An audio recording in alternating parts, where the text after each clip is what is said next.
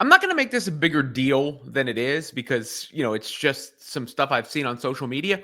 But because I have actual insight into it, I figured it was worth diving into for a second. And that is some of the responses I've seen to Caitlin Clark and her public speaking engagements this offseason.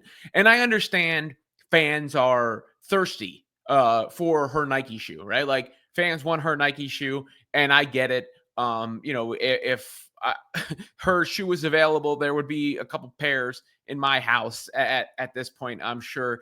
And we know they would move like hotcakes. And there's at least been reason to wonder what the delay could be. And if Nike was influenced by other factors like not trying to seem as if they were rushing Clark ahead of the rest of the league after backlash or Asia Wilson's shoe and all that stuff. I don't know. I don't know how long it takes a signature shoe to be in place. I don't know, if this was the plan all along, what Caitlin's relationship is with Nike or how good or bad the deal was, right? It certainly was better than any player in her position had ever gotten before. And I wanted to speak quickly on the agent client relationship because I don't think people seem to realize out there sometimes that the agent works for the client, right? So any of the criticisms you have for Caitlin Clark's agent, she's not making decisions unilaterally. At least, the way it should work is the agent goes to the client. They may suggest, they may give advice, but the client, in this case, Caitlin, is who makes the ultimate decision. So if you're blasting the agency, in a sense, you're also could be blasting Clark. I mean, you cannot not that anybody deserves any blame for anything because nothing bad has happened, but you cannot separate the two. And you also have to factor in the different personality types and what might make somebody click and what they want to do, what appeals to them. Angel Reese has big time deals and has done great work, and her people have done great work, but she's a very different type of personality than Caitlin. And probably prefers some of the stuff that she's done being on stage or as part of these campaigns or whatever that Angel has done versus Caitlin or whoever you see these endorsements and whatever. Caitlin does seem a little bit more low key to me and also has clear ambitions of ownership stake and positions of authority. Not that others don't. I'm not talking about her in contrast to anybody with that statement. I don't know their plans. But, you know, the stuff she's done, with the soccer team and now meeting with the NFL and all that stuff, I think she's laying the groundwork for eventually being an executive type. And that's where the speaking engagements come in to a certain sense. I mean, you see some of the responses to stuff online that I'm honestly surprised it's gotten the blowback that it has. Like I saw this one.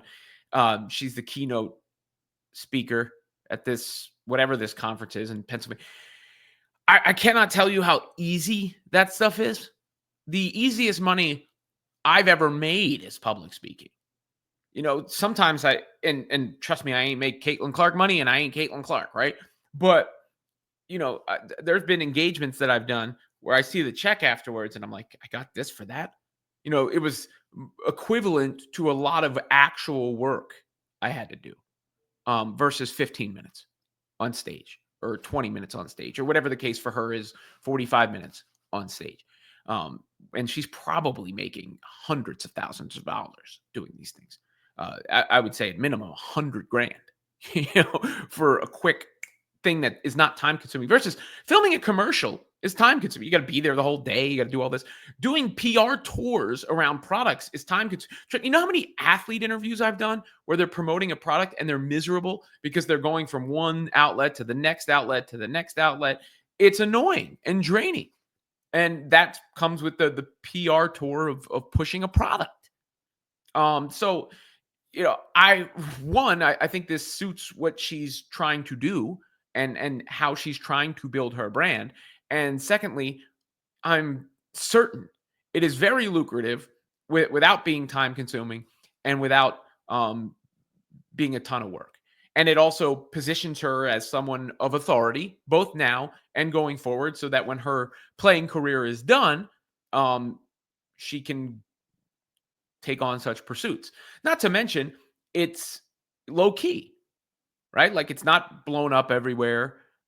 It's not all over the news. She doesn't have to do a million interviews. It's probably a different part of the process than the basketball related stuff, and can probably allow her to recharge in the off season.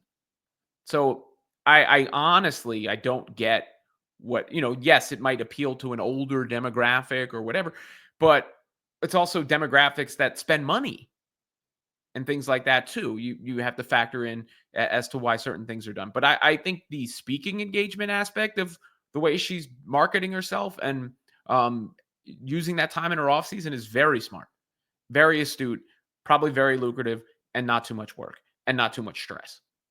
All those things are big time things for somebody who's in the limelight without having to do anything. Right? Like Caitlin Clark can be so like the promotion, nothing needs to be promoted because all you got to do is drop the link. When her shoes are ready, all you got to do is drop the link. Now I'm separating this from Nike because I don't know what, but I don't think the residual anger for whatever is going on with Nike belongs here. And I also don't know if the Nike deal was bad or not. I don't know what the fine print of that deal says. You know, and again, when you talk agent client relationship, the agent works for the client.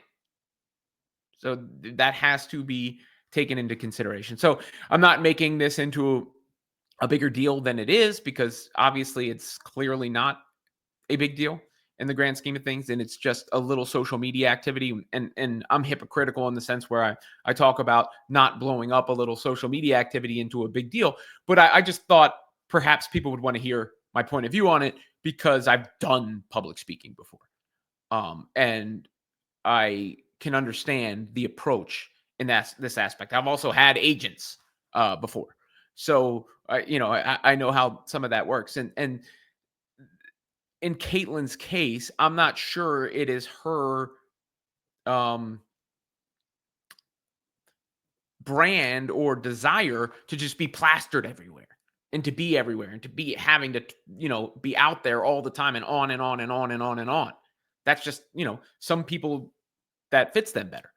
I don't necessarily think that's um her deal or her desires. So if you've got a problem with it, I would take it up with her because I can promise you, these are not things she's doing that she did not sign up for or sign off on.